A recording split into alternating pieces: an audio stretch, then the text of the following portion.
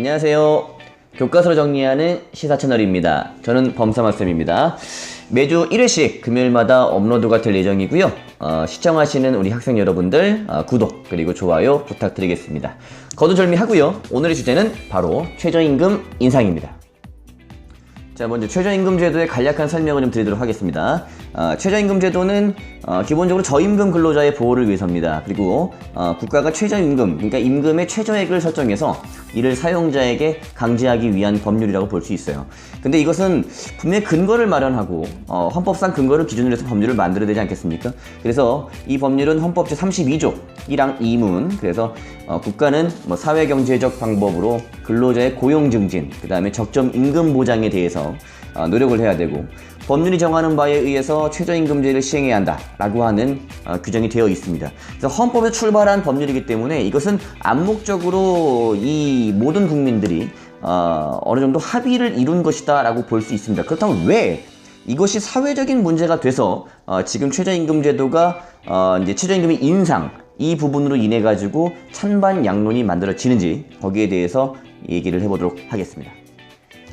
네, 현재 문재인 정부에서는 소득 주도 성장이라는 경제정책을 추진 중입니다. 가계임금과 소득을 늘리게 되면 이것이 결국 소비로 이어지게 되고, 소비가 많아지면 많아질수록 이제 총 수요가 늘어나서 경제 성장을 한다라고 하는 이론이겠죠. 자, 이 이론을 우리 경제 교과서에서 좀 가져와 보도록 하겠습니다. 자, 경제 교과서에서 얘기하는 총 수요라고 하는 요소는 총 4가지가 있습니다. 가계 소비, 그 다음에 기업 투자, 정부 지출, 순수출이 있죠. 분명히 교과서에 나오는 내용이고요. 이 중에서 그간 문재인 정부 이전에 정부에서는 기업 투자와 순수출을 늘려서 수출 주도형 성장을 이뤄내면서 낙수 효과를 기대했던 것이 맞습니다. 그런데 이제는 그 부분이 세계 경제가 침체기를 겪다 보니까 수출 주도형 산업을 육성했었을 때 그만큼 성장의 측면이 많이 진작되기가 좀 어려워서 이후부터 문재인 정부 시절에서는 가계소득을 늘려서 바로 이 부분이죠.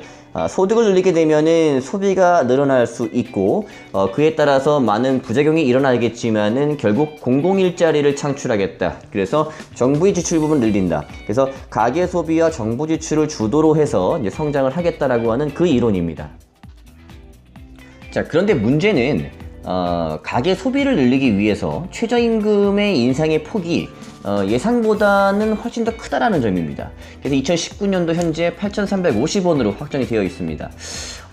여기서 우리가 경제 교과서에서의 한 줄을 요약을 하자면 최저임금제의 효과는 수요의 가격 탄력성에 따라서 달라진다, 이렇게 쓰여 있습니다. 여기서 최저임금제의 효과라고 하는 것은 아까 말씀드렸다시피 결국 가계 소득을 증가시켜 소비의 진작으로 이어지는 부분을 얘기하고요. 그 다음에 수요의 가격 탄력성에서 수요 측면을 얘기한다면 노동의 수요죠. 결국 노동시장에서의 수요라는 얘기입니다. 그것은 결국 그 기업이나 어떤 해당 점주가 되겠죠. 고용자를 고용을 하는 그런 사람들의 입장입니다. 그 다음 수요의 가격 탄력성, 가격 탄력성이라고 하는 부분, 임금의 인상의 폭이 어느 정도였을 때 사람들이 기업이나 점주 입장에서 고용률을 줄이는, 그러니까 고용을 축소시키고 하는 부분이 크다라고 한다면 가격 탄력성이 커지게 되겠죠. 자, 그것을 한번 예로 들어보게 되면 일반 대기업이나 규모가 큰 공기업 같은 경우에는 최저임금의 인상이라고 하는 부분을 가지고 고용폭을 확 줄여버리는 어떤 탄력성 부분이 그렇게 크지는 않을 겁니다. 그런데 중요한 것은 여기서 문제가 되는 것이죠. 바로 편의점이나 아니면 일반 영세업자들의 입장에서는 그 근로자들, 특히 알바죠. 아르바이트생들을 쓰기에 그 탄력성이 매우 높게 나타납니다. 노동 수요에 대한 가격 탄력성, 가격은 임금이니까 임금 인상에 대해서 훨씬 더 고용의 폭을 확 줄여버린다는 데 문제가 있는 겁니다. 자, 앞서 말한 내용을 잠시 정리를 해보겠습니다. 최저임금 그래프고요. 역시 경제교과서에 잘 언급이 되어 있죠. 자, 수요와 공급 곡선이 만들어져 있습니다. 이것은 노동시장이고요. 노동시장에서의 수요자는 기업, 공급자는 노동자가 되겠죠. 결국 균형점에서 적정 임금이 형성되기 마련이고요. 이것을 정부가 임의적으로 최저임금이라 해서 이 위에 올려놓게 됩니다. 8,000원을 8,350원으로 올렸다고 생각을 하시면 되겠죠. 결국 가격 하한선을 만들어서 기존의 노동자들을 보호하고 가계소득을 늘리겠다라고 하는 그런 취지가 되겠습니다. 그런데 결국 이런 최저시급을 올려서 가계소득을 올린 상태에서 소비가 진작되는 총수요 부분의 상승, 이것이 경제성장에 도움이 될 것이다 라고 하는 부분의 문제점은 바로 고용 축소에 있는데, 이 부분들을 우리가 지금 현재 사회 문제가 되고 있는 편의점주와의 관계를 보게 되면, 편의점주는 알바의 최저시급을 올리게 되면 인건비의 부담이 심해지기 때문에 그간의 프랜차이즈 본사와 이 편의점주 간의 수익 구조 개선이 이루어지지 않으면 결국에 이 정책의 효과는 오히려 역효과가 난다고 볼 수 있겠죠. 따라서 정부에서 이러한 정책을 썼을 때는 분명히 본사와 편의점주 간의 어떤 그 수익 구조를 개선할 수 있는 시급책을 조금 만들어서 움직여야 될 것 같고요. 기업의 입장에서 봤었을 때는요, 기업은 결국에 임금, 노동자들에게, 근로자들에게 이제 임금을 지급해야 되는 부분이 인상폭이 커지기 때문에요.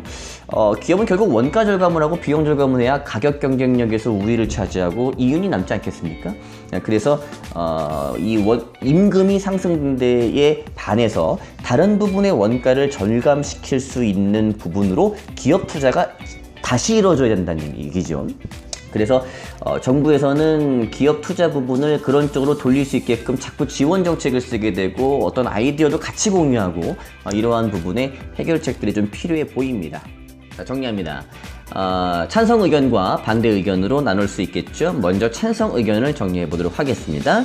정부의 소득 주도 성장의 취지를 이해할 때 총 수요 요소 중에 기업 투자나 순수출에 기인한 경제 성장은 이제 한계에 드러났다 라고 하는 점에 동의를 하고요.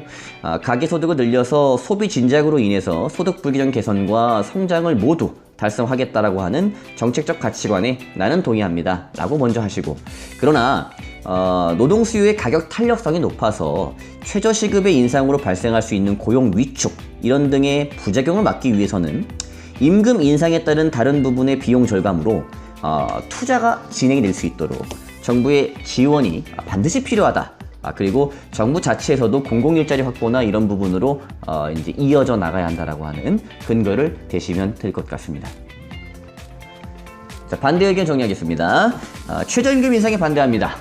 총수요 증가가 경제성장을 가져올 수 있다는 데는 동의하지만 최저임금 상승이 가계소득과 가계소비로 이어지고 이것이 경제성장을 장기적으로 견인할 수 있다는 데에서는 저는 의견 달리하고 있습니다. 왜냐하면 오히려 고용 위축 효과가 커서 총공급의 감소로 이어지고 이것은 경기 침체를 야기시킬 수 있다는 그런 생각입니다 라고 답변을 하시면 될 것 같습니다. 대입 시사 면접을 준비하는 여러분들, 어렵다고 생각하지 마시고요. 교과서 내에 정답이 있다 라고 생각하셔서 교과서의 내용을 충실히 정리하시고 그것을 현실 시사에 접목을 시킬 수 있는 눈을 가지시기 바랍니다. 매주 1회 업로드가 될 예정이고요. 구독, 좋아요 항상 기다리고 있겠습니다. 감사합니다.